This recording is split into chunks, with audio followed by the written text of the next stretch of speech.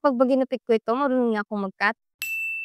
Oo naman, sa video editing may dalawang klase ng pag-e-edit. Ang linear at non-linear na parehong may sequence sa timeline gamit ng mga media gaya ng video, audio at images. Siyempre, gumagamit sila ng editing tools, effects at transitions gaya nito. Dahil joke lang. Hala, nagkamali ka ng gupit? Ito ang tinatawag na linear editing. Old school, in-edit mo itong sunod-sunod mula umpisa hanggang dulo gamit ang tape. Kapag nagkamali ka ng marking mo, shoot, distracted, diba? Ito ang natawag dito. Tama, brilyante ni Perena. You tell me, bakit nga ba? Ang nonlinear editing o NLE ang ginagamit na natin ngayon. Familiar sa CapCut? Hindi? Hala. Sa mga editing softwares gaya ng DaVinci Resolve, Adobe Premiere Pro at Final Cut Pro, ay mga halimbawa ng nonlinear editing softwares kung saan pwede kang tumalon sa kahit anong parts ng project mo, magpalit ng clips, magdagdag ng effects na hindi naapektuhan ng iba.